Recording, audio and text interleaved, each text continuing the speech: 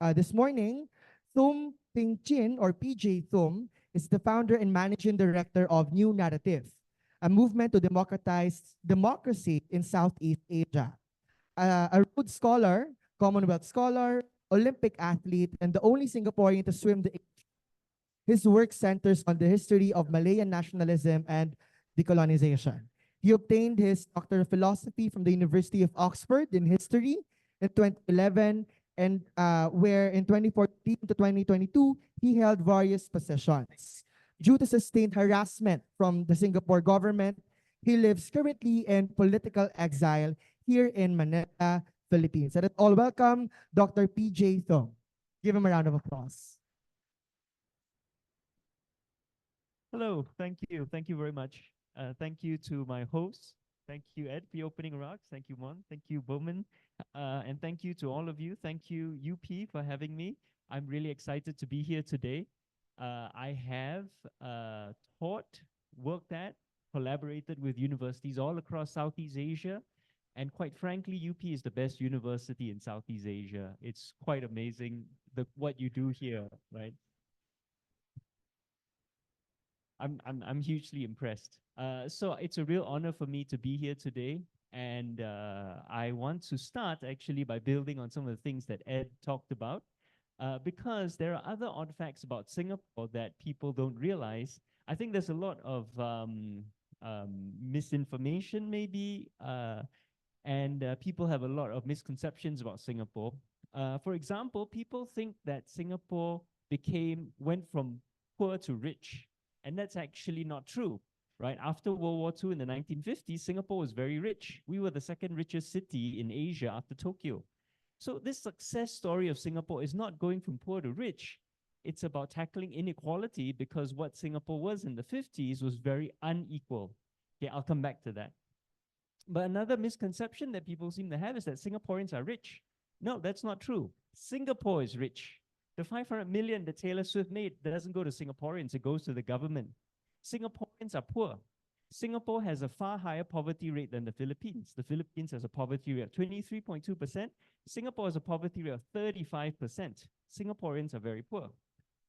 Another misconception is about Lee Kuan Yew. There's a lot of misconceptions about Lee Kuan Yew. People think he was some sort of right-wing, authoritarian, pro-capitalist leader. Yes, at the end of his life, at the end of his time maybe, but his success and what he was elected on, he was a radical, socialist, pro-labor, trade unionist, pro-trade unionist leader, right? He was a lawyer himself, but he was elected as a radical socialist. And his success stems from building a huge welfare state in Singapore, right? It stems from socialism. He conducted extensive land reform and broke the power of Singapore's oligarchs and took a lot of capital and land away from them. And that's what Singapore's success is built on.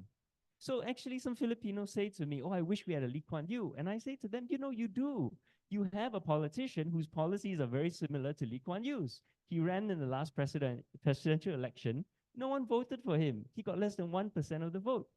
His name is Leody de Guzman. If you want another Lee Kuan Yew, that's the guy to vote for, right? But people think, you know, don't seem to understand this. And I think this is true the whole world around. Everywhere I go, people say, we wish we had a Lee Kuan Yew. And then they say a lot of things that Lee Kuan Yew didn't actually do. And finally, of course, people think that Singapore's decolonization, the conflicts that arose in decolonization was about capitalism versus communism, right? It was about a multi-ethnic state versus an ethnic chauvinist state. And this is actually what I'm going to be talking about today, understanding Singapore's decolonization and understanding the conflicts that arose and drove the deep disagreements in Singapore society back in the 1950s and 60s.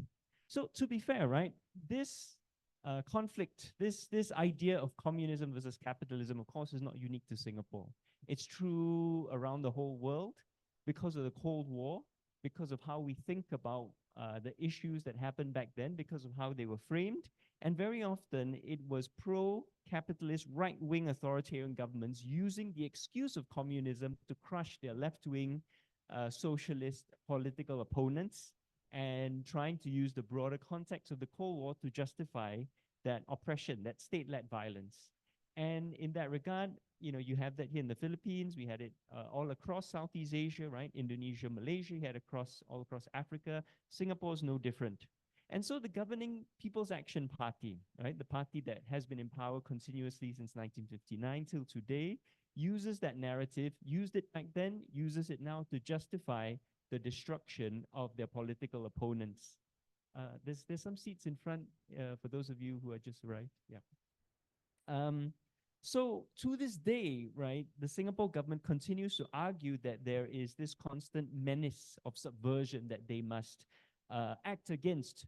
And they use that as an excuse to repress and oppress the people of Singapore.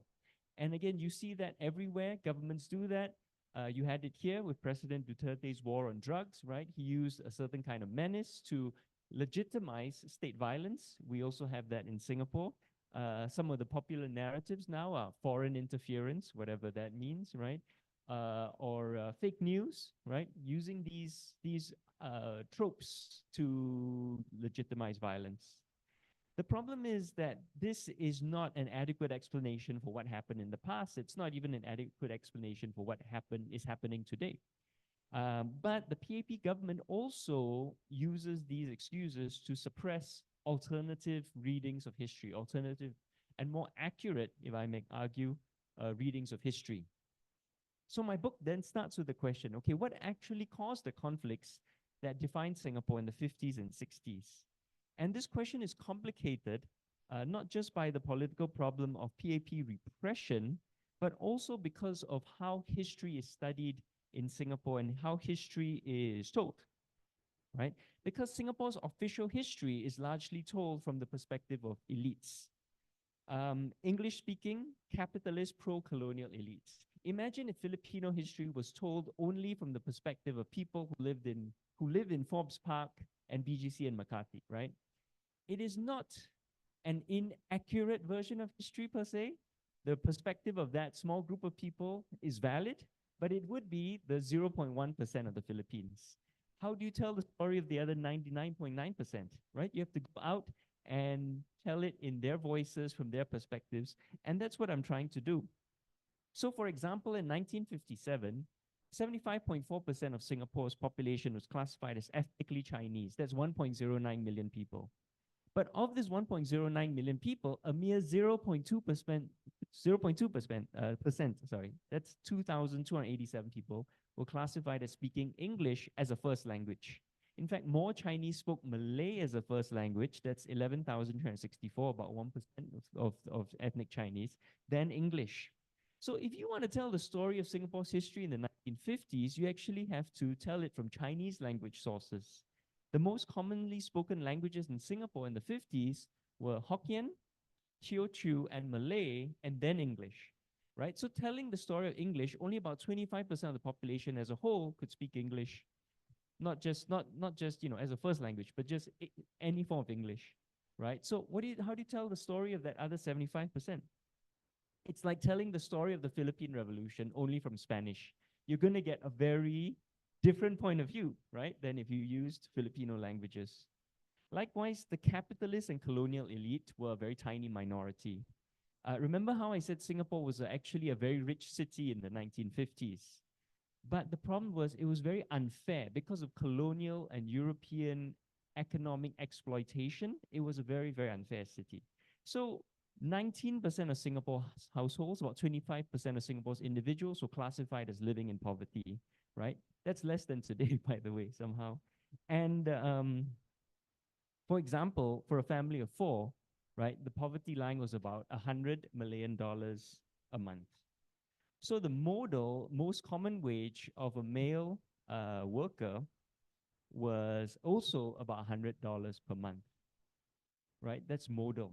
But the average wage of a Singaporean in 1957 was $1,200 million a month. So the rich were so rich that they transformed the modal salary, $100, which is about the poverty line, into 12 times when you look at the average salary. So how rich do the rich have to be for the modal salary to be 100 and the average salary to be 1,200? That's the kind of inequality Singapore had, right? And Singapore's success story was reducing that inequality. But in 1957, that's only if you were employed. Only 54% of Singapore's population, age 15 and above, were employed. And so these people, who even when they were employed, they lacked basic labor rights, right? They lacked things like your 8-hour days, holidays, sick leave. We didn't have that, even though it was standard in the UK at the time. So naturally, Singaporeans looked around and said, why are we being exploited? Why are we so poor and these Europeans so rich, right? Why is it that we are the ones working and they are the ones profiting? So naturally, workers flocked to the labor movement, and they the ideas, they were very much inspired by socialist ideas for ending labor inequality, labor exploitation, creating a fairer, more equitable society. So if you want to tell Singapore's history, right, any narrative of Singapore's decolonization has to take into account Chinese language sources, the writings of workers and their representatives like trade unions, and the writings of left-wing socialist intellectuals whose ideas for a fairer society were so popular. These are the sources representing the vast majority of the popular articulation of nationalism in Singapore. And these are the voices which are actually very much absent in a lot of Singapore's historiography, especially our official narrative of our history. And accordingly, these are the people I focus on in my book. Next slide, please. So this is who my book looks at. A coalition I call the Malayan left, fundamentally a loose alliance between three large groups, the three largest groups, who were most discriminated against by the colonial authorities and consequently hated colonialism and formed the common cause. These are the Chinese-speaking, the working class, and left-wing professionals and intellectuals, three big overlapping groups, right? And they were united by a shared sense of colonial exploitation, of social, cultural, linguistic discrimination, and a shared perspective and an ideological approach. And they believed in anti-colonialism, socialism, and a common orientation towards Malayan nationalism. Next slide, please.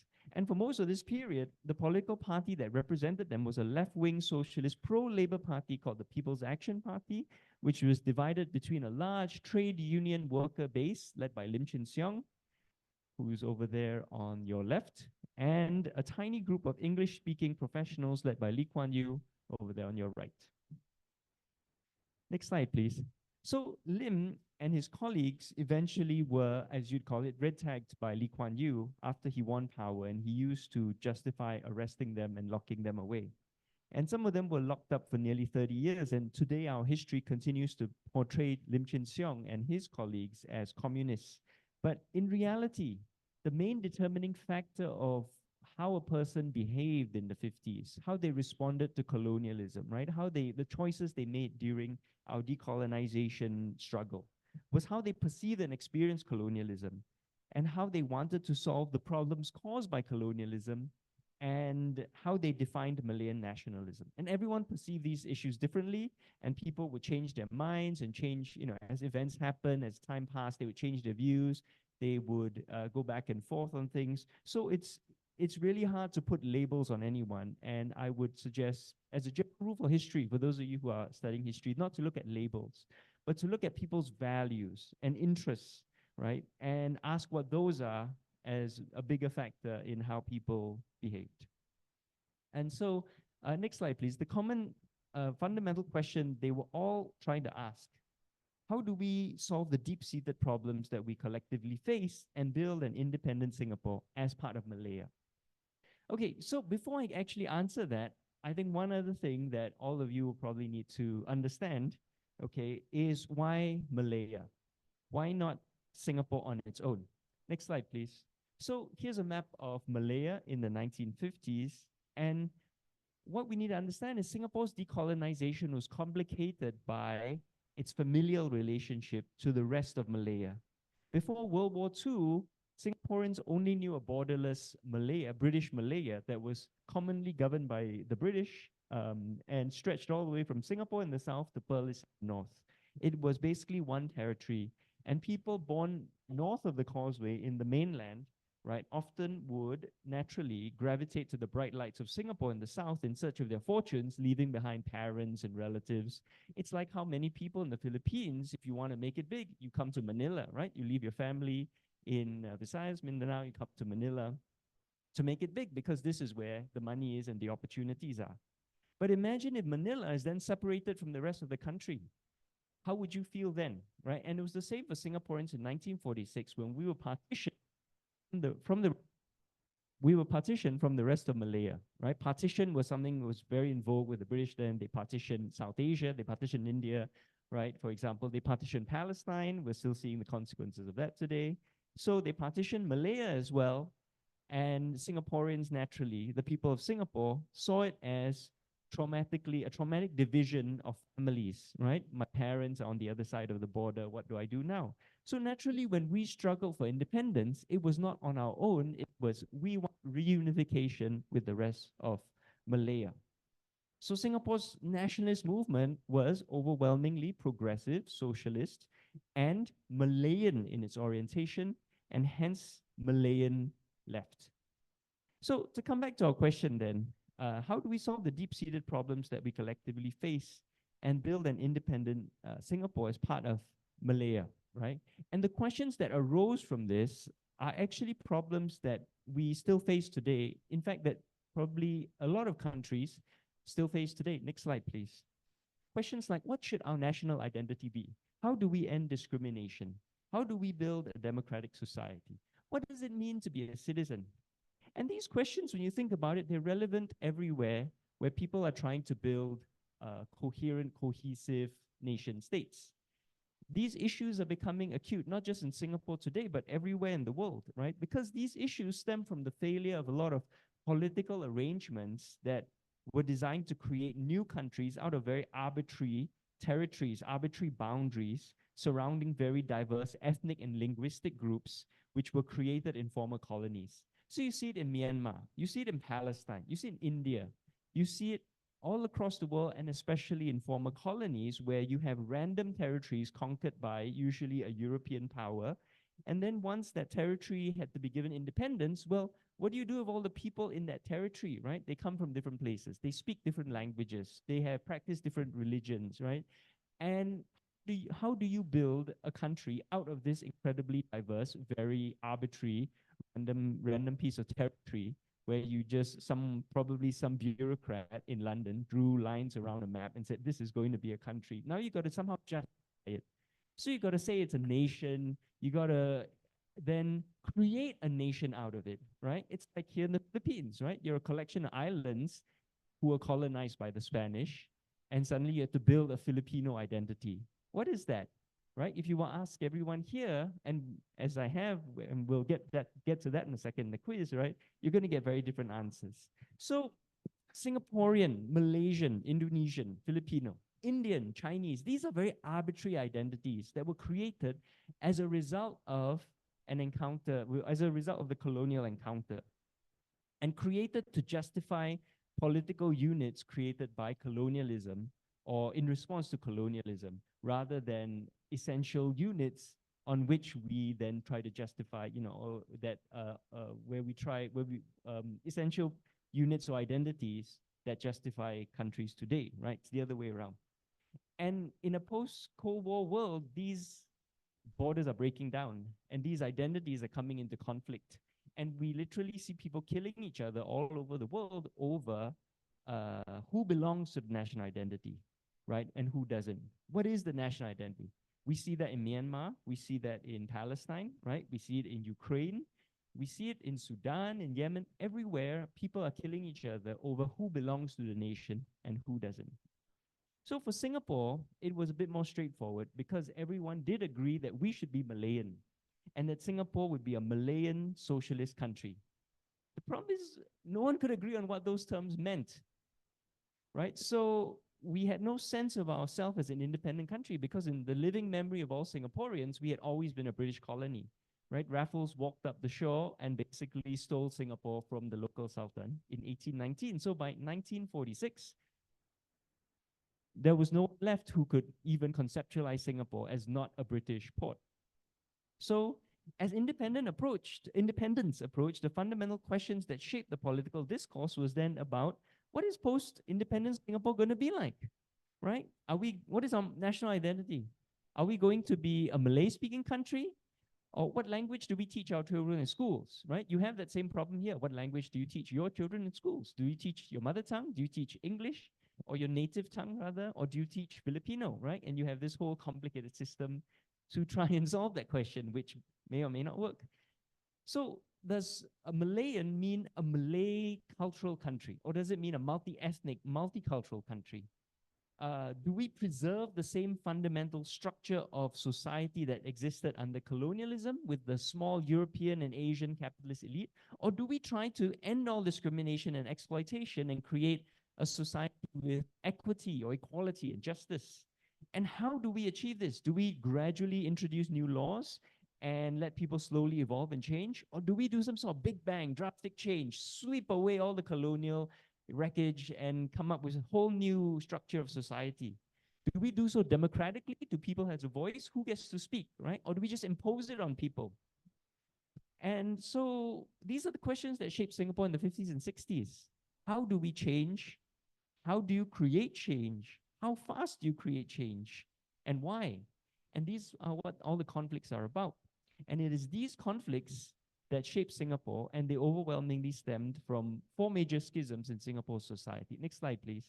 And these schisms are race, class, language/culture, and the meaning of self-determination. So I'm going to give 3 case studies today, right? And there's lots of examples of this, which I go through in my book. I'm not really going to get into class because I think that's probably a bit more obvious, and I think all of you probably understand the class struggle a bit better. So I'll look at race and language here, but for most of these case studies, you have to buy my book. Please buy my book. Okay, so the first question then is, next slide, what is our national identity? How do we reconcile the right of every community or person to practice their own culture and to speak their own language, which are rights enshrined in the Bandung Declaration and the Universal Declaration of Human Rights, with the idea that a country must be a nation state and must have a single national identity? And usually when you have a single national identity, that means everyone has the same language, everyone has the same general culture. And if we agree Singaporeans must have one common identity in order to be a viable state, what should that identity be, right? So as mentioned, Singapore was a plural society constructed by colonialism. The vast majority of Singaporeans are descended from immigrants, whether from around the region, from China, from India, or the Middle East, or elsewhere in the world. So how do you build a state from all of these diverse groups who don't speak the same language, right? What should our language be? First question, very easy question, but how do you answer that? So the British argued, of course, that Singapore's national language should be English as a neutral language. But of course, language is never neutral, right? If you have English as the national language, that favors the British, that favors the West, that favors global capitalism. So naturally, Malayan nationalists rejected this and said our national language has to be Malay. Everyone actually agreed on this, from far right, far left. The problem is, that was the only thing that they could agree on. No one could agree on the rest of Malayan identity or how to achieve it. Now, the Malayan left, go back, please. Yeah, thank you. The Malayan left argued, right, they believed that the best way to arrive at a new Malayan identity was through fusion, cultural fusion. We work towards a fusion of all identities based on a shared experience of anti-colonial struggle and nationhood, and we iron out differences through negotiation and discussion. And they believed that all these differences were surmountable if we just sit down and talk about it and negotiate. Of course, the evidence of the past 75 years has shown that this is a very difficult path to walk, right? For every Indonesia or the Philippines, which has created a general sense of a national identity that transcends ethnic identities, you have a Yugoslavia or a Myanmar, which has torn itself apart on the basis of, hey, this ethnic identity should be the national identity. No, that ethnic identity should be the national identity, right? Over contested nationalisms. But if you think about it, right, what position, if you're the Malayan left, what position can you logically take? Is there any other position politically that you can take, right, beyond this very difficult, almost impossible task?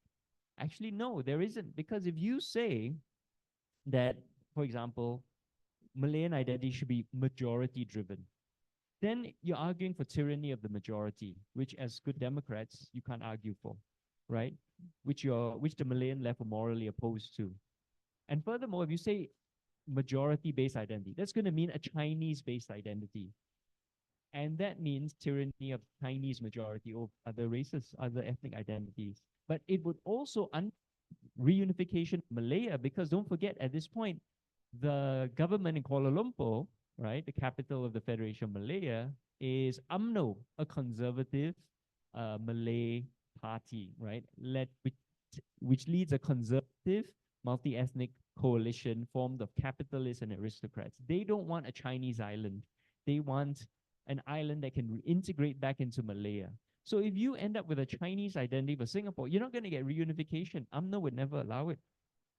So if on the other hand, you say Malayan identity should be Malay, well, again, that's discrimination, right? Because what about the majority Chinese? What about the Indians? What about Arabs, right? You're going to be discriminating against them. Likewise, any other ethnic identity, any other ethnic group, if you say it should be based on that ethnic group, everyone else gets discriminated against. So politically, the only position you can take as Democrats, as socialists, is to say a fusion. We negotiate, we slowly sit down, we talk it out, and have a negotiated fusion, creating a new culture. Now, the Lee Kuan Yew led faction disagreed because they said, okay, we agree it should be multi-ethnic, but the problem is fusion takes too long. There is no guarantee of success, which is a valid point, right? There is no guarantee that it would lead to equity or equality. It would probably still be dominated by the Chinese as the majority, as the biggest group. And they argued that encouraging people to talk about their differences doesn't actually make those differences lessen the differences. It makes the differences worse. It will cause people to argue with each other about their differences. So what they proposed was that the state should decide the content of Singapore's multi-ethnic identity and impose it on the people. And this, they argued, was faster, more effective, more guaranteed to succeed, and less likely to inflame tensions. And the Malayan left were horrified by this, of course, because they said, first, you can't impose an identity that's anti-democratic. But second, that's it's actually itself also a form of colonialism.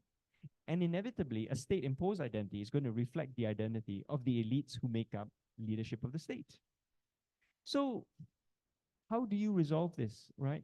And this is very difficult. Next slide. And so this question actually explains the split between the three leading Indians of the nationalist anti-colonial movement.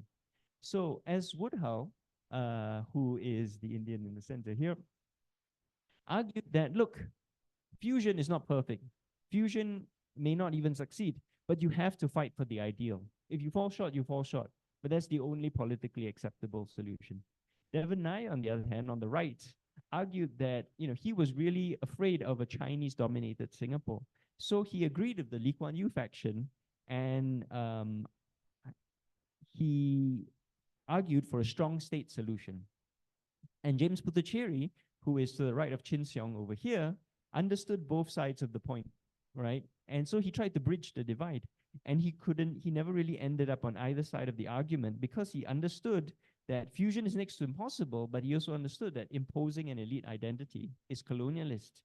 And so he tried very hard to bridge the differences. And if you think about it, you have three men here, right? Indian, similar backgrounds, intellectuals, university graduates, all involved in a labor union, all very socialist, and yet they arrive at very different, almost mutually opposing viewpoints on this issue. And so you see the difficulty, and the difficulty remains today in Singapore and in every society. Next slide, please. Can we click on the link? Okay, so I asked you these questions. Next slide. And before we started, right, I asked you these questions, and click on the link, please. Got it? Yeah. And I wanted to see what all of you thought. And what I've done is, sorry, that's the wrong one. Can we go back?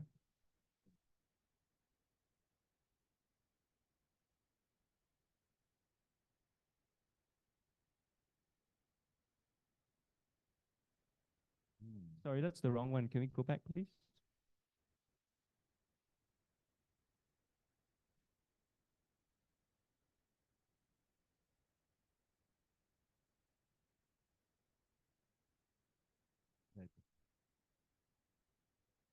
Okay, thank you.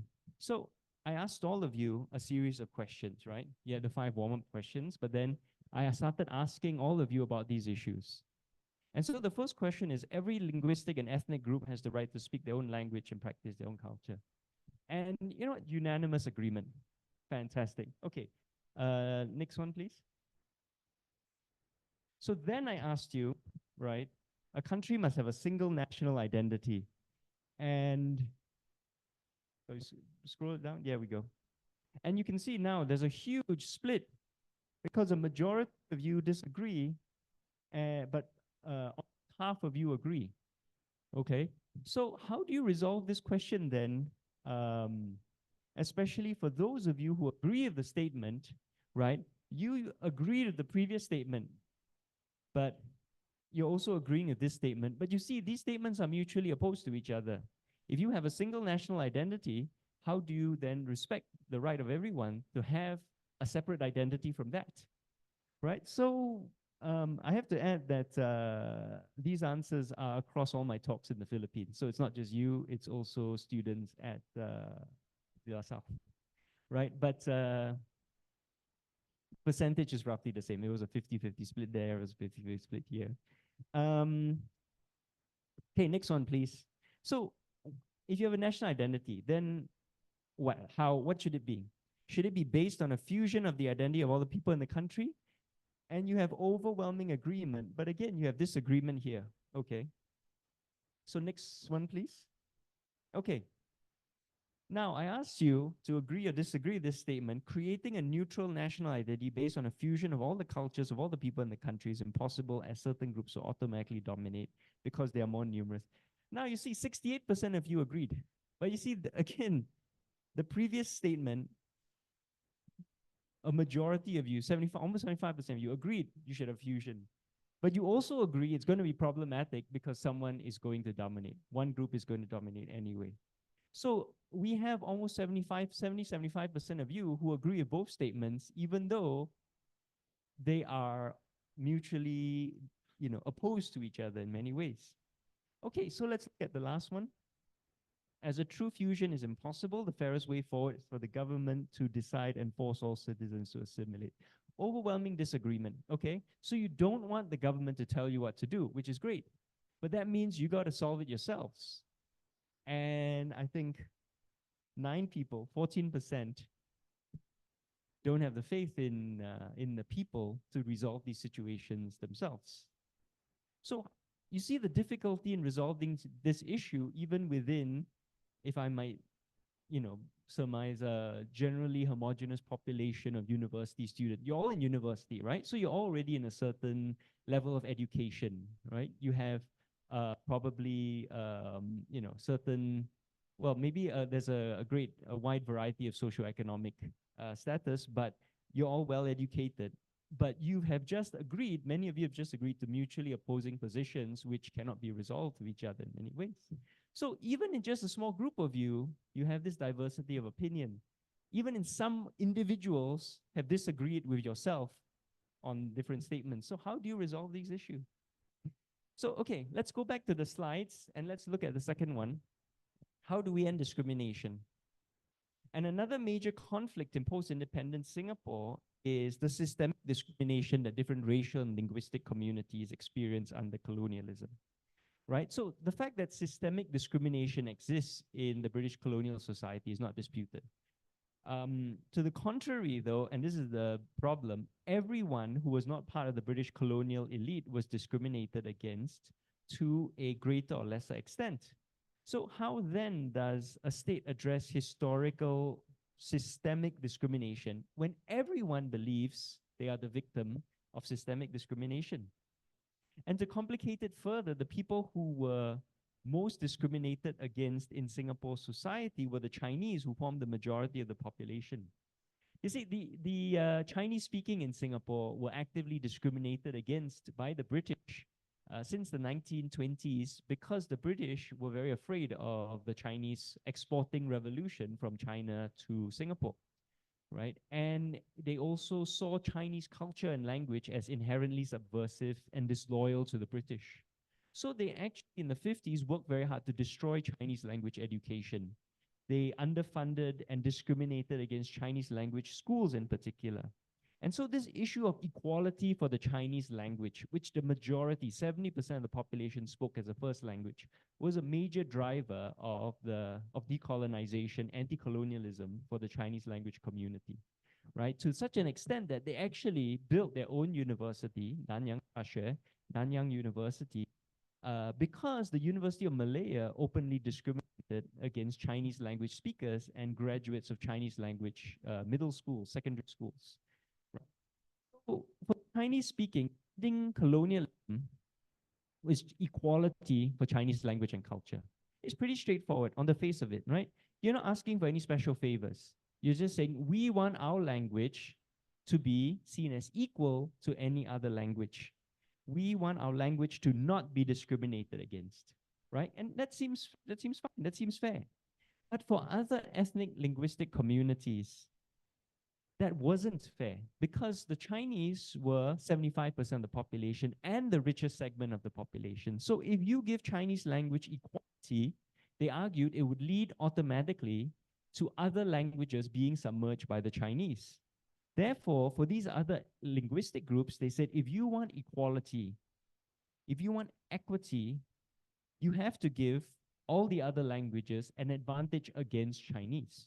You have to discriminate in favor of minority languages in order to have an equal footing.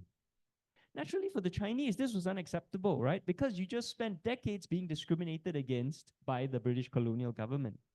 So having endured this, to suggest that now in independence, your language is going to be discriminated against again is unacceptable. So, so for them to suggest discriminating against Chinese is a perpetuation of colonial discrimination. But again, what position can you take, right? What is the solution? Because Chinese leaders did understand what it meant to be discriminated against, and they did not want to perpetuate discrimination, and they were in favor of Malay as the national language, and Nanta taught Malay as a language, right, and even had classes in Malay, and believed in Malay as the national language. They understood that Chinese equality, the Chinese leaders understood that equality for their language also would likely mean that other languages would be submerged, right, purely on the basis of numerical superiority. But if they then accept that, say, Malay or Tamil or English gets an advantage against Chinese, then you accept discrimination, and next thing you know, you're on a slippery slope. If you say some discrimination is necessary to correct, for the past, right, then you're accepting discrimination is okay. Next thing you know, you're accepting discrimination maybe is a good thing. You're accepting that discrimination maybe is even necessary for the national development, for nation state building. And next thing you know, you're locked into a position again where you're actively discriminated against by the government, and you're back to the same position you were under colonialism. So as with identity also, does addressing discrimination and openly talking about discrimination help end discrimination, or does it make discrimination and the antipathy between discriminated groups worse, right? So short-term affirmative action can address immediate problems, but then they also create new resentment because people will lose out because of that new affirmative action. So Malaysia, for example, has introduced perhaps the most comprehensive affirmative action program in the world, right, over the past 40, 50 years. And they have tried to address historic discrimination, but the flip side of that is that it's really entrenched the idea of race, and everything in Malaysia is seen through the prism of race. And likewise in Singapore, we have a affirmative action program, right? The problem is that, again, it's really entrenched the concept of race. Coming to the Philippines, what I found refreshing is nobody asked me my race. There was no official form asking my race. My identity card does not say my race, right? And you guys don't understand how liberating that is. How fantastic it is to not always be pushed into a box that says Chinese. Because, I'm not entirely Chinese, actually. If I was in China, I would not be regarded as Chinese because my ancestors are actually a Chinese minority, right? So you end up situations like that. But you see the broader problem. As long as you endorse discrimination to say, okay, let's use discrimination to solve previous discrimination, you're introducing new discrimination. You're introducing new causes for grievance and anger, right? And if you endorse discrimination, you're actually saying that discrimination in some circumstances can be a good thing. But if you say, okay, let's have a post-racial society, let's forget about race, then you violate the right of people to actually have a race. And race is deeply interwoven with language and culture, right, which are deeply central to a person's identity and self. Okay, so I asked you guys questions. Let's go to the next slide and the answers to that. So if we can go back to, yes, so I asked you these questions, and if we can go back to, yes, okay. So I asked you, does racial, ethnic, linguistic discrimination exist? 100% agreement, fantastic. Okay, next one. So again, you see the problem, right? Should we then have affirmative action?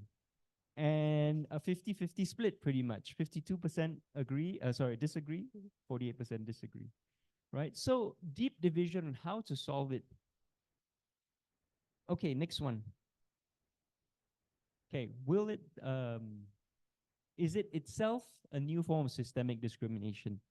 And 61% agree and 39% disagree. So actually, there are some people who disagree to the previous one because you had a majority disagreement and agree to this one. That's fine. But there are people who agree with both and disagree with both, right?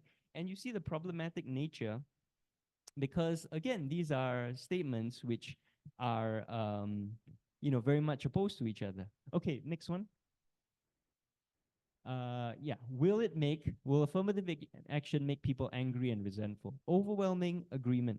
So even more than the previous one. So I think there's some of you who agreed affirmative action as a solution, but also looking at this, right, agreed that it's going to make problems, it's going to cause new problems. Okay, so the last one. Okay, so if we can't solve it, then what do we do? Let's just forget about the past and move forward. Well, again, 50-50 split. So you see the problem here. All of you agree there's discrimination. But the moment we start having solutions, right, whether the solution is giving some advantages, 50-50 split.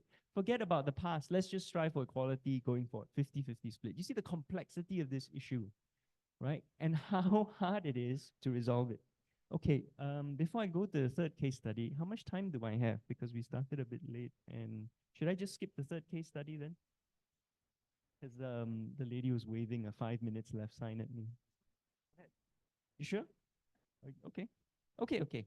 Let's go to the third case study. Let's go back to the slides then. Okay. So how do we build a democratic society? And here's the question. What is democracy? Is it enough that we are ruled by our fellow citizens, right? That we don't have foreigners ruling over us? Is that a democratic society? Or do we actually need our fellow citizens to also rule us, govern us in a way that's free of oppression, free of exploitation? Is it a system where all the people have a voice? And so this issue, which I summarize as the meaning of self-determination, is perhaps the most divisive of all the schisms that were revealed during the decolonization struggle, because it became intimately tied up with the attitudes of specific leaders and thus very personal to people involved in the decolonization struggle. So it'll be of no surprise to anyone of a familiarity with Lee Kuan Yew that Lee Kuan Yew subscribed more to the former definition. If you have locals governing you, you don't have colonialism, you have democracy. It doesn't matter the local leaders are oppressive, that's fine, right? Because I think one reason was, he was already part of the elite, as he was a Cambridge educated lawyer. His colleagues were Oxford, London educated lawyers, doctors, economists, right? Virtually none of them had been detained without trial or experienced the colonial oppression, economic oppression that many others had. They had never been tortured by the British colonial government. So for them, he's like, well, I'm basically at the top. If I just get rid of the layer of British elite, now I'm at the top. Well, clearly it's working. Everything's fine. Right? And he was never a man for self-doubt. He believed if people just leave all the problems up to me, I can solve all the problems. just get out of the way. Naturally, the Malayan left disagreed, right? Their experience of of colonialism, right, was one of being locked up, of being tortured, abused, discriminated against, humiliated, treated as subhuman, right, by the British. So for them, the chief manifestation of colonialism is an inability of Malayans to determine their own future. So for them, ending colonialism does not stop when you elect a local government, right? An end to colonialism has to include the achievement of self-determination, the right of all Malayans to control their own lives and participate in their own governance. Okay, so here, a lot of people ask, right? I think we're all familiar as in maritime Southeast Asia with strong state governance, you know, authoritarian governance. We've all been through it. But what is the alternative? What did the Malayan left argue for as the alternative to the authoritarian state? How did they actually seek to resolve these major issues, right, if the solution is not elite imposed solutions? How did they reconcile their values of democracy and socialism with the challenges of race, language, class? Well, their answer was self-determination. The principle of self-determination is the right to choose your own identity, your own government, your own way of life. So accordingly, to ensure that people can participate in their own governance and to ensure that they can make their voice heard, they sought to organize people into organizations of mutual interest, right? And have these organizations discuss issues, come up with a common manifesto, common platform, elect their own representatives. And then in turn, all these small organizations would have their representatives come to a bigger meeting, right? Maybe industry-wide or regional, and between themselves resolve their differences, come to a common manifesto, come to a common platform, and then elect representatives that maybe then move up to the national level, a national level of representatives where you can then hash out all your differences. So like think of a trade union model. You have a trade union, you elect representatives, then you maybe have an industry-wide trade union, then you have National Trade Union Congress, right? Or Parliament itself, right? Local groups elect representatives up to a regional assembly, up to a national assembly. So in these associations, the Malayan left attempted to bridge the diverse interests of people, Singapore's people, via open meetings and town hall style meetings like this, just people getting up and talking, right? With an emphasis on finding consensus, finding cohesion, having an open process of debate and discussion. So this model I term associational democracy, and it formed the core of Malayan left's attempt to organize all of Singapore society in a way which permitted all voices to be heard and which would achieve self-determination. Now, of course, again, this process is an uncertain one, right? Slow, not no guarantee of success, right? Requires a lot of patience, requires a lot of steady bridge building, consensus building. And even within the Malayan left, there was a lot of disagreements about whether this would work, whether this would, about the world they aspired to. But they believed that it was this process and a shared process, a shared struggle, anti-colonial struggle, which would forge a shared national identity and a shared national agenda that could transcend all these schisms, race, language, culture, class, and so on. And so to achieve a genuinely representative identity and agenda, you have to give all citizens a stake in the country, you have to create a process through which all voices can be heard, and you have to give all people the right to collectively participate in collective decision-making. So this is the process through which the Malayan left sought to build a new Malaya. So the official historiography of Singapore, right, and of many other places, always portrays the left as, oh, riots, subversion, you know, revolution. But actually, the left-wing political movement was characterized by endless meetings. And this is actually true in many places, right? The left is all about committee meetings. So in Singapore, what you have are just endless meetings. These move painfully slowly. Sometimes you couldn't find agreement. Lim Chin Siong was nicknamed the Nodding Buddha because of his ability to just sit there and listen to these people, you know, from all walks of complain about all sorts of things and just nod and remember and then incorporate them into his policies and speeches, right?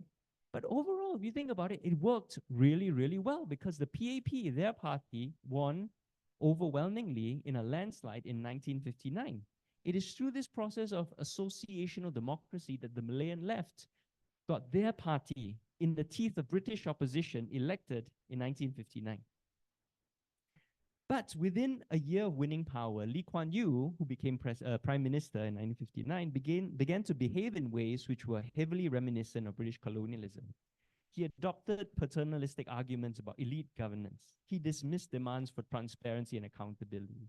He ignored the popular will.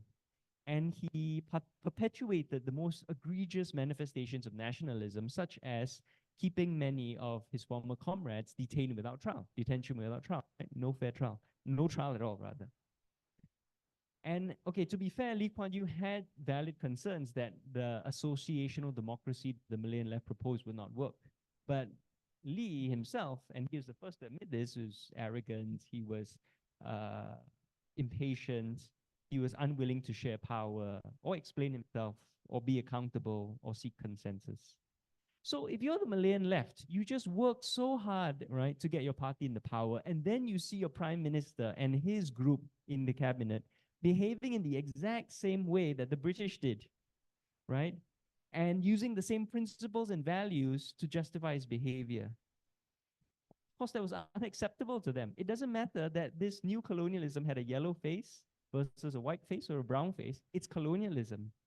And so this became the most fundamental debate between the nationalists in the 1950s. Right? Is discrimination acceptable if it comes from one of your own people? Is discrimination acceptable if the government says it's for the common good? Is it okay to oppress your own people if the government says it's for the good of all or for the good of the country?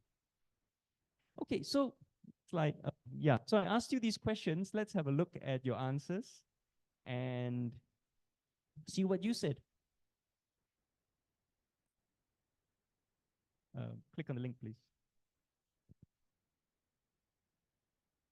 So, all people have the right to govern themselves. Oh, one person disagreed. Okay. It was 100% at De La Salle, so that one person is here. Oh, okay, I'm very interested in okay, let's next one, please. Colonialism is only a political arrangement. If the Philippines becomes independent and your leaders are Filipinos, colonialism ends. Okay, so 15 of you agree. Okay, but so 75% of you disagree, but there is a quarter of you who agree.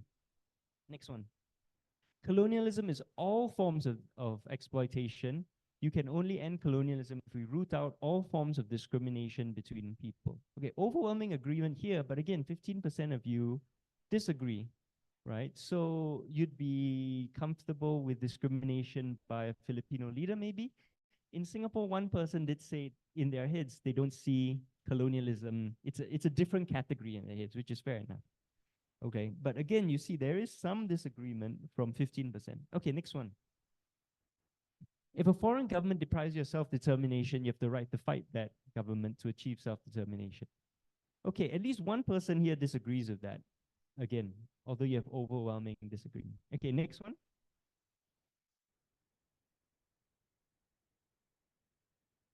Okay, if your own government deprives you of self-determination, you have the right to fight your own government. Two people disagree. Okay, again, there was only one at LaSalle, so one person here disagrees. But again, overwhelming disagreement. Okay. So you see, you have in here, we have overwhelming agreement to a certain point of view, right? And this echoes the position of the Malayan left. And so naturally, the nationalist movement turns against Lee Kuan Yew because he was behaving in ways which were colonialist. And most importantly, the voting public turned against Lee Kuan Yew. So in 1961, the PAP loses 2 by-elections, leading to its split. The Malayan left leaves. It creates a new party, the Barisan Socialists. And with the prospect of losing the 1963 general elections looming, Lee gambles on reunification with the Federation of Malaya as a way of outflanking his opponents and winning the next elections. And that then leads to the destruction of the left, their arrest, their detention without trial, and the creation of Malaysia and later Singapore's separation. There's a lot more to that story, but I will have to stop there and go to my conclusion because we don't really have much time. Okay, so let me just conclude, right? Contested nationalisms. You've seen today how difficult these issues are, right? And very often in official histories around Southeast Asia, what you'll see when we talk about decolonization, painting it in terms of previous slide, painting it in terms of, back to the conclusion slide, painting in terms of the Cold War. But actually, there are such better ways of understanding the issue, and not just better, but relevant. Because Singapore, like other former colonies, like Malaysia, like Myanmar, Palestine, Sudan, the Maghreb, Syria, Yemen, all these places that are currently in flames, they're arbitrary plots of land in which very, very different groups of people who often could not even speak the same language, didn't have the same race, did not have the same religion, did not have the same culture, they all end up due to colonialism. And then consequently, when these places approached independence, they all faced the common problem. How do you actually create a country, right? You're also different. You're from different places. You don't even speak the same language. And this is the central challenge of the decolonization period. And it's still the same challenge that we're facing today in all these countries created of arbitrary territories around the world, right? And so the story I've told you here today isn't just about Singapore. It helps explain so many of the conflicts that we see around the world. And these schisms occur in every society, not necessarily the same schisms, but they are deep-seated schisms because of the legacy of colonialism, because of the legacy of decolonization in the context of the Cold War. And as we've seen here today, even within an educationally homogeneous group, you can't even agree within yourselves about the answers to these problems, right? Even some individuals here today picked mutually opposing viewpoints when I asked you about these problems. So even a single person can't agree with themselves. How do we as a society, right? You have 117 million people. Singapore's got 3.5 million citizens. How do we solve these problems when one person put one person in a room and they'll disagree with themselves? How do we do that? The Malayan left offered a solution, which is basically, let's all sit down and talk it out, right? And to them, that was the only moral, reasonable solution, which also protects the rights and dignities of individuals and also upholds the principles of equality and self-determination. So they said, we have to build a process. The process is the solution. Build a process through which we can resolve differences. It won't be perfect, it won't be fast, but it's the only way we can think of to resolve these differences that also respects the rights of people. But of course, the destruction of the Malayan left by a combination of the Federation of Malaya, the British, and the PAP governments meant the end of their vision and strategy for building a new, viable Malayan identity and state. And instead, it was Lee Kuan Yew's very impatient vision, a state-imposed solution, elite-imposed solutions that won out, and combined with the silencing of those who imagine differently. And as I mentioned, that's still the PAP way today, right? They warn us that people of different races, languages, cultures, genders, political beliefs cannot trust each other. So only a strong state can prevent us fighting each other, and only a strong state can mediate between these groups, right? They scare us, they keep us traumatized and fearful so that we run to the PAP, we run to the state to save us from each other. But as we've seen around the world, right, a strong state is no guarantee. Tito had a strong state, for example, right? The Myanmar military seemed to have a pretty strong state, right? You have strong states and authoritarian states everywhere which are crumbling and have fallen into civil war. And the moment the state doesn't have the capacity or willingness to repress, right, to silence people, these schisms will resurface and conflicts will arise. So it's better to solve these problems while you still have peace and prosperity, as we still do in Singapore, right? It's like if you have a kid, you don't tell your kid how to manage their money after they become bankrupt. You do it now while you still have money, right? And teach them how to manage money with your money.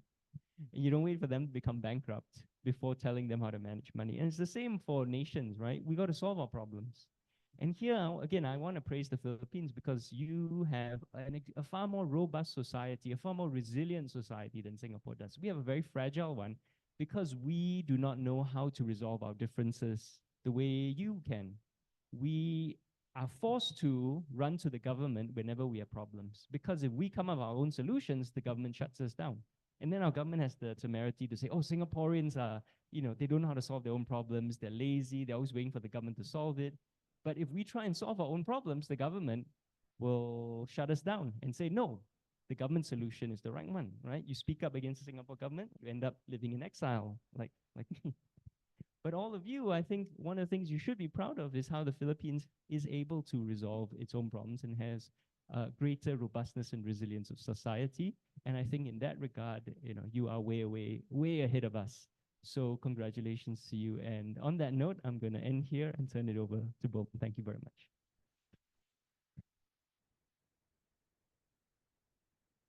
Thank you so much, PJ, for giving us a good view of Singapore in the context of a long history of global movements such as nationalism, socialism, and decolonization. And I think Dr. Thum has posed to us very challenging questions that we had a hard time answering unitedly, I guess.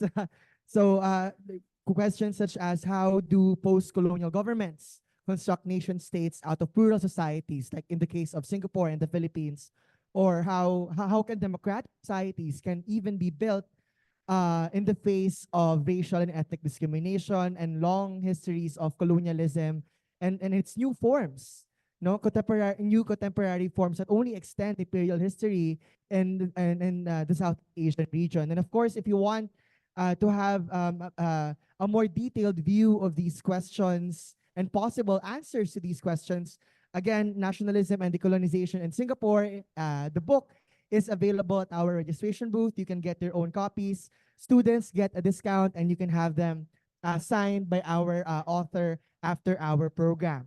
And at this point, I'm sure that our next speaker would have more ideas to share about the review as well. We will be going to our reaction and also a book review, a short book review of Nationalism and Decolonisation in Singapore. Our next speaker is the director of the Center for International Studies, or CIS, of the University of the Philippines, Diliman, where he teaches subjects on Southeast Asia and Europe.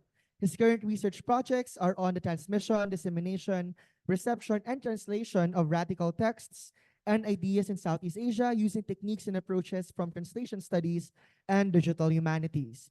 He's also the author of several books, which include Translation and Revolution, a study of Jose Rizal's Guillermo Tell by the Ateneo de Manila University Press, Pook at Paninindigan, Kritika ng Pantayong Pananaw by the University of the Philippines Press, and the novel Ang Makina ni Mang Turing, also by the UP Press. Let us all welcome Dr. Ramon Bomen Guillermo.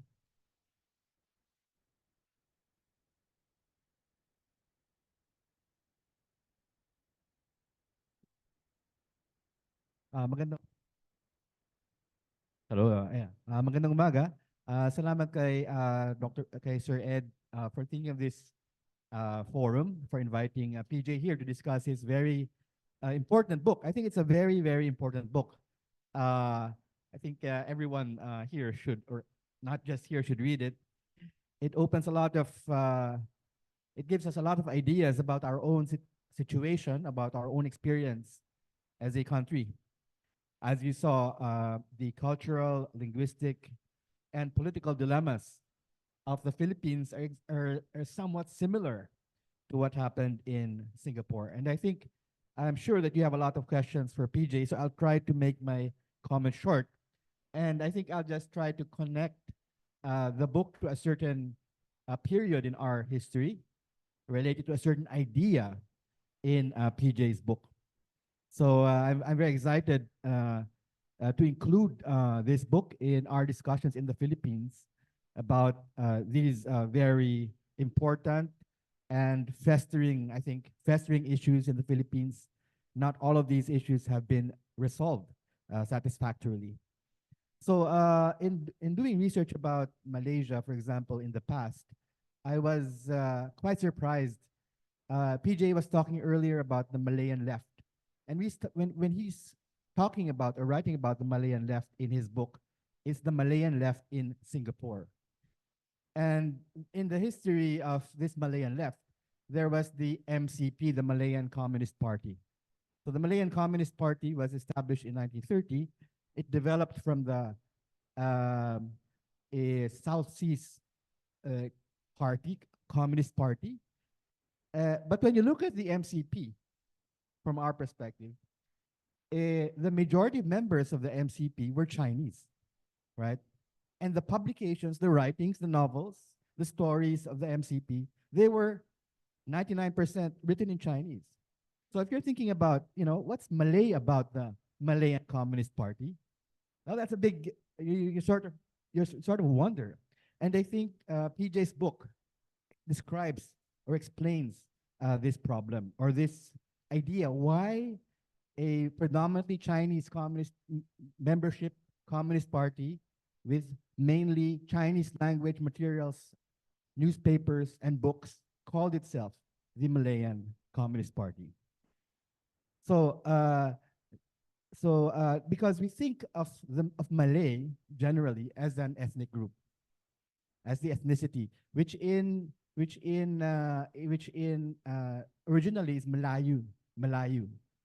Malaya, which is the term that the British used to refer to the Malay area, Malaya, right, is actually a British invention.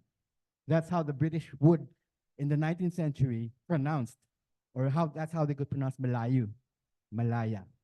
And then that would be a territory under the control of the British. So they developed this idea of the Malaya in 1801.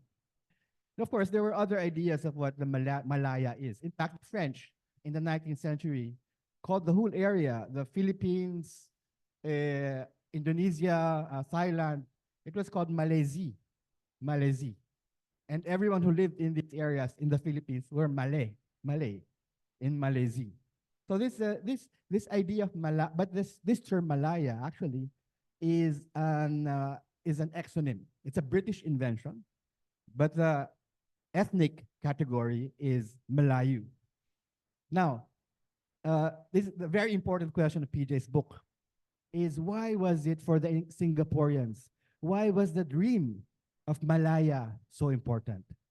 This is his question. Why Malaya? Why Malaya? Why Malaya? Why was Singapore decolonization defined principally as a Malayan issue, right? So even the whole generation that he talks about here, the Malayan generation of Singapore. So I want to ask a similar question for us. And I think just to add something to PJ's discussion, for us in the Philippines, and I want to jump to a certain historical facts here. Why was Philippine decolonization defined when it began as a Malayan issue? So just like Singapore, if the Singaporeans were saying, we're defining decolonization as a Malayan issue, in the Philippines, that was also the case. Philippine decolonization was defined as a Malayan issue, but 50 years before Singaporean independence. I'm not going to talk here about Jose Rizal. We all know about Jose Rizal. We're going to go into Apolinario Mabini and how he viewed the question of Malaya, right?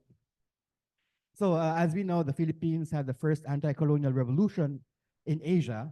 And this anti-colonial revolution was so important that our surrounding neighbors were looking to the Philippines for basically guidelines how to free themselves from colonialism. Even Chinese intellectuals were heavily influenced by the Philippine Revolution. But one difference with the Philippine Revolution and the Singaporean, Malaysian, and Indonesian revolutions is that, for example, Benedict Anderson said that Indonesian nationalism, one of the most important aspects of Indonesian nationalism is that it borrowed from the language of communism, socialism, etc. These were very, very important things for Sukarno. If you were an Indonesian nationalist, you would have to know the language of communism and socialism. Also, when PJ talked about the Malayan left, their whole concept of nationalism could not be separated from any socialist ideal or communist ideal. But that was not the case in the Philippines because we were, doing the revolution much earlier than these countries. These discourses had not yet penetrated. The Russian Revolution had not yet happened, right? So the Philippines, of course, these Mabini, they were probably influenced by, they had heard of communism or socialism or anarchism even, but these were not really integrated into their nationalist discourse or into their nationalist language. So I just want to go into a bit about Mabini. Now, Mabini, when Arthur MacArthur, the father of Douglas MacArthur, was interviewing Mabini when he was captured, he said that uh, he is the most intelligent Philippine revolutionary, and he said his was a dream. Mabini's was a dream of a Malay confederacy, not of Luzon or of the Philippine archipelago, but I mean of that blood. So Mabini was thinking of a Malayan confederacy. 50 years before, the federation had been established in 1948. He was talking of a Malay confederacy. And MacArthur understood this as a kind of a racial idea. But I want to sort of problematize this idea of simple race in terms of understanding what Malay is. Now, I want to read something very short from Mabini himself, just so that we can see what he was saying. He has an essay, What is the True Mission of the Philippine Revolution? What is the true mission of the Philippine Revolution? So he says here in that essay, for us, the true objective of the revolution, its sole and objective and ultimate purpose of its aspirations are to maintain alive and burning in Oceania the torch of freedom and civilization, so that its light shining in the dark night of our disgraced Malayan race will show the way to the nation's social emancipation. He's saying that for our disgraced Malayan race will show the way to the nation's social emancipation. Have we gone crazy and said something silly? Are we sustaining a utopia, a dream stemming from a sick imagination? No, I'm saying it 1,000 times. England, Russia, France, Germany, Holland, Portugal, and other rabid colonizers, you will see how they all tremble for their possessed colonies in this troubled sea of the Far East. All of them know better than we do that the Philippine Revolution is contagious, very contagious. It bears in its volcanic bosom the germ of yellow fever or the bubonic plague, which is fatal to their colonial interests. In its heart, in his heart, always remember that you are a Malayan Filipino, etc., etc. So I think the idea of the Malay in Mabini is not actually, it's not linguistic. No, we don't speak Malay in the Philippines. In fact, in his draft Philippine Constitution of 1899, what was Mabini's proposed national language? The language of British Malaya, English. English, he says there in his draft Constitution of the Philippines, kapag totoong nakalat na sa buong kapuluan ng wikang Ingles, ay siyang gagamiting wikang bayan.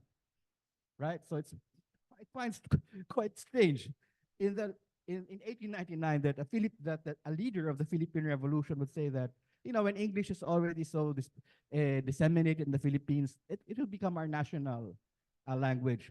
Maybe this idea came from the example of the British in a British Malaya, that we will sort of merge with that later on.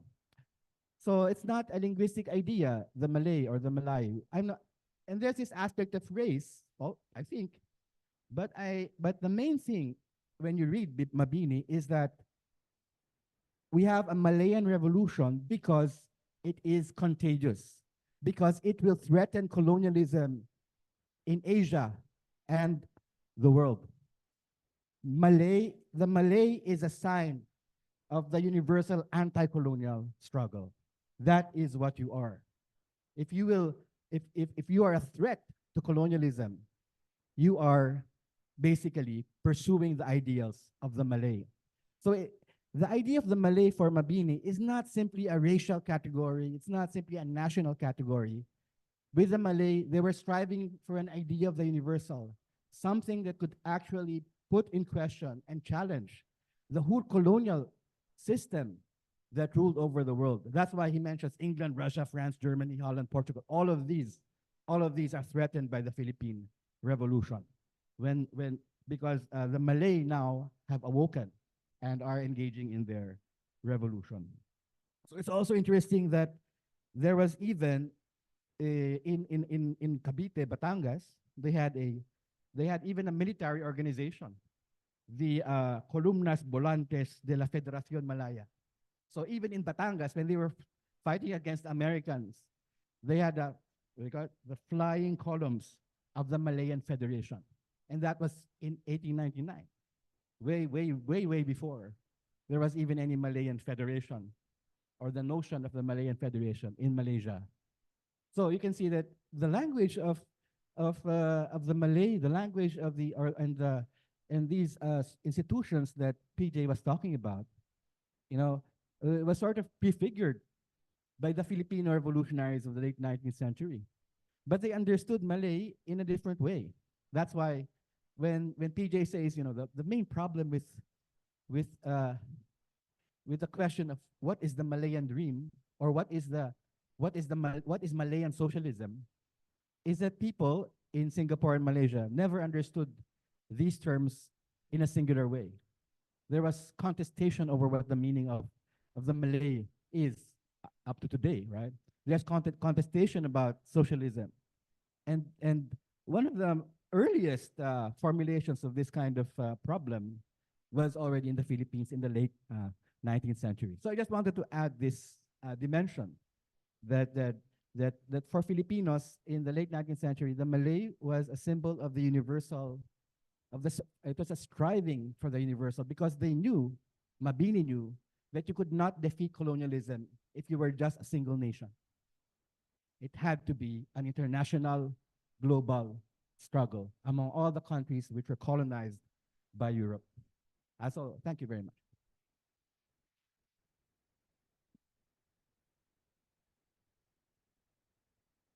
Thank you very much, Dr. Guillermo, for giving that not only a review of nationalism and decolonization in Singapore, but also anchoring our discussion in the context of the Philippines, of the history of the Philippines, and our own efforts, right, to view a broader Malayan movement, right, in relation to the Malayan left being mentioned by Dr. Thum earlier in our discussion. Right. At this point of the program, we would also like to recognize the presence of the Executive Director of the UP Center for Integrative and Development Studies, Dr. Rosalie Hall, is over there. Thank you for giving us this space for the program. Also in attendance is the 11th Chancellor of the University of the Philippines, Diliman, Dr. Fidel Nemenzo is in attendance. Dr. Fidel is from the Institute of Mathematics. Right? And for our political science students who are in our program today, and if you can't afford or get a copy of Nationalism and Decolonisation in Singapore, your department also already has a copy of the book. So if you want to access it, you can go to the Department of Political Science. At this point, we are going to the open forum. So we have a few minutes for questions. If you have anything to ask from Dr. Thum and Dr. Guillermo, you can do so by just, I guess, raising your hand. Yes, Dr. Edru Abraham is also here from the Department of Art Studies. He has a question for our speakers. A word, if you will, about the reaction of the Singaporean left before the split in 65. In 1965, when Singapore separated from Malaysia, what turned out to be, how did they react to that? We know about Lee Kuan Yew's reaction, but that's a reaction from the elite at the top. How did the socialists, the many socialist organizations react to that split? Thank you. So Singapore ended up separating from Malaysia in 1965. Quite famously, Lee Kuan Yew cried on live TV.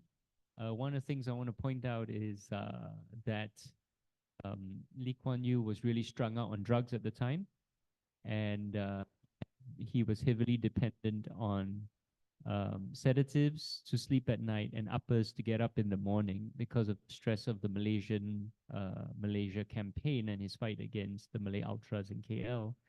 Um, and in actual fact, he was the one who worked hardest for separation, and it's disputed whether he or Goh Keng Swee or Tun Razak first proposed it, but he was very much in favor of it because, you know, a mountain cannot have two tigers, right? It was either him or Tunku Abdul Rahman. So people look back on him crying as his genuine response, but it was also one brought about because he was physically and emotionally exhausted. And actually, he did more to create separation than anyone else.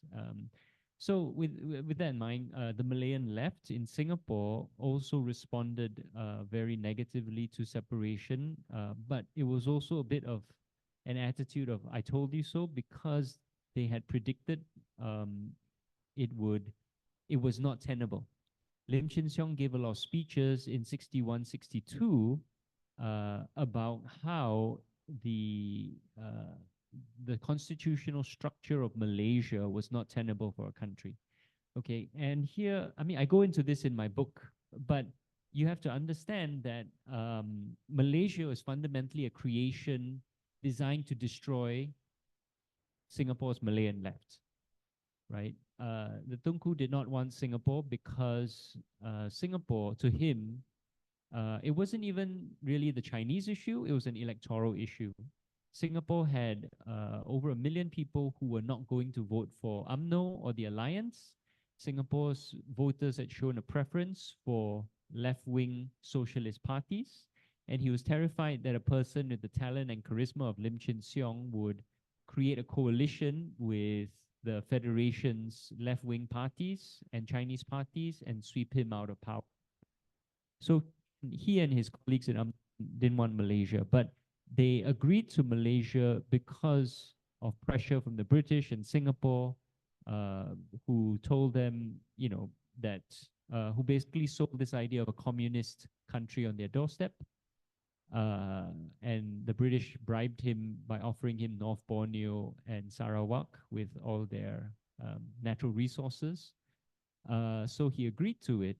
But here's the thing, right? Can you create a country and design a country on the basis that 1/10 of your country should be, you know, to suppress, right, this major segment of your country?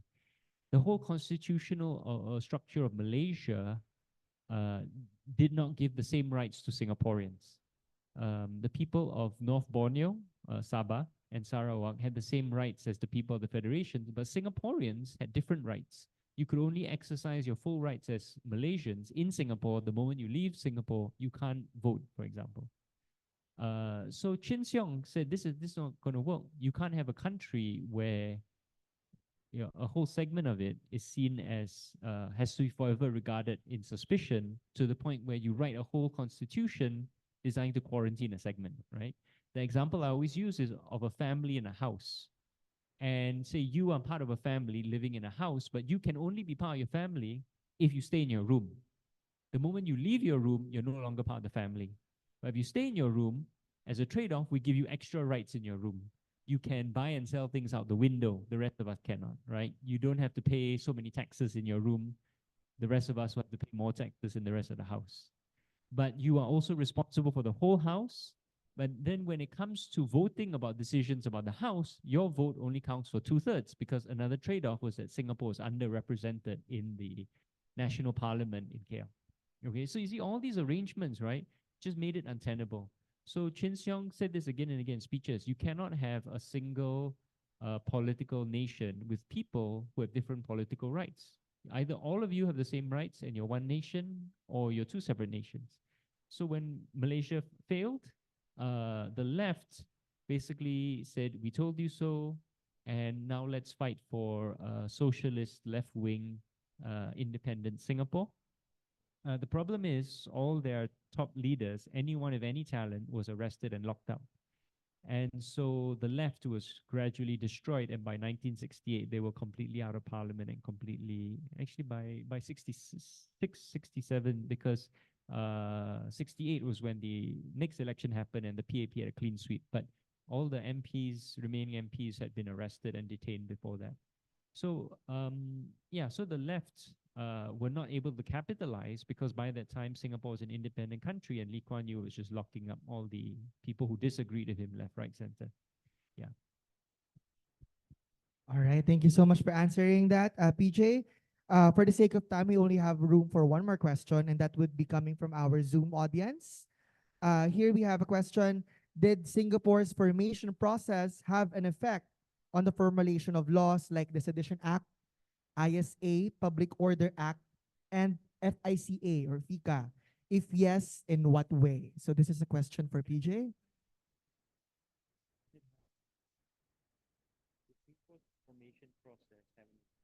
So did Singapore's formation process have an effect on the formation laws like the Sedition Act, Internal Security Act, Public Act, and FICA? Yes. So definitely, right? So there's the direct impact where the Internal Security Act is directly descended from the Preservation of Public Security Ordinance, which was passed in 1955, which itself incorporated a lot of emergency regulations. So in 1948, emergency was declared, right, against the, in response to increasing violence by the Malayan Communist Party, which by that point had concluded that the British were not going to peacefully give Malaya independence, but instead Malaya had to fight for it. So regulations were then enacted, emergency regulations that destroyed or trampled on fundamental rights, which I think are rights you take for granted here in the Philippines, which are rights which I'm hugely impressed by, right? Freedom of expression, for example, the right to assembly, the right to organize. These rights are largely absent in Singapore and Malaysia, and they were first taken away from us in 1948. So in some ways, we've never had those rights because by the time we became independent, these laws which permitted the government to trample over these rights were then incorporated into the statute book and then became permanent after that and were renamed the Internal Security Act in '63 in Singapore to align with Malaysia, which called it the Internal Security Act. So a lot of our laws today directly descend from this period of temporary emergency. We actually have another law called the Criminal Law Temporary Provisions Act, which was passed in 1955 and was supposed to be renewed until the problem of secret societies was dealt with, just like the Internal Security Act, which was supposed to only exist until the problem of communism was dealt with, but both laws still exist on our books today. And despite the temporary nature of the name, right? It's literally Criminal Law Temporary Provisions Act, but it's not temporary. It's renewed every 5 years. It just got renewed a few weeks ago. So you can see today Singapore is shaped very much, as I mentioned, by this idea that there is subversion. And I think someone else has called it like the default mentality of Southeast Asian governments, counter-subversion, right? Counter-insurgency. This idea that someone somewhere is always out to get you and you got to get them first.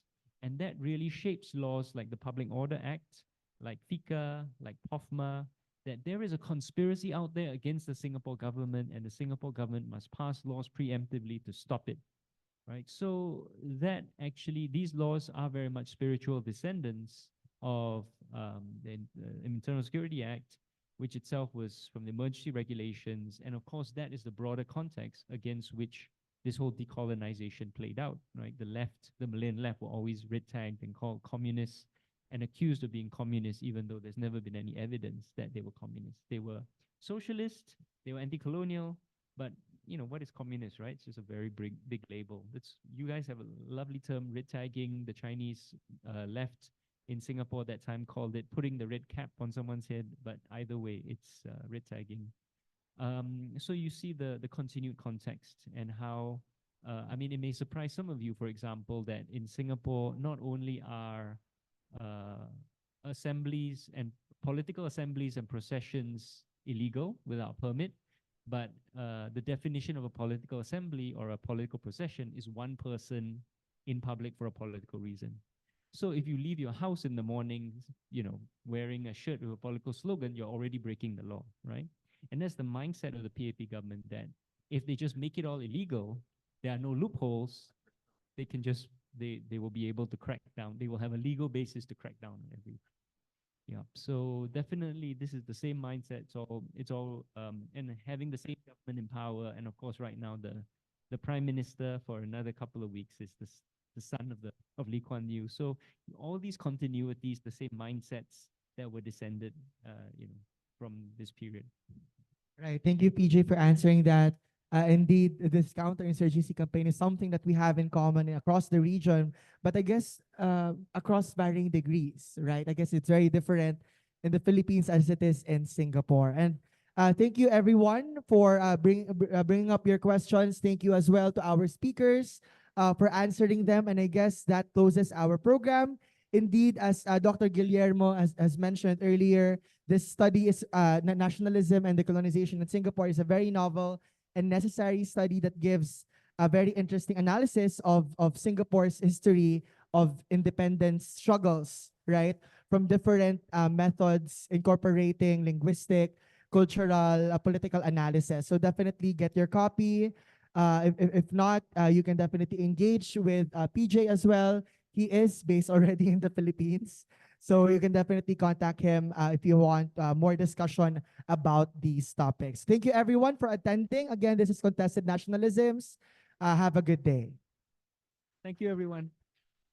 May I request the ActDev team to have a photo opportunity with our speakers?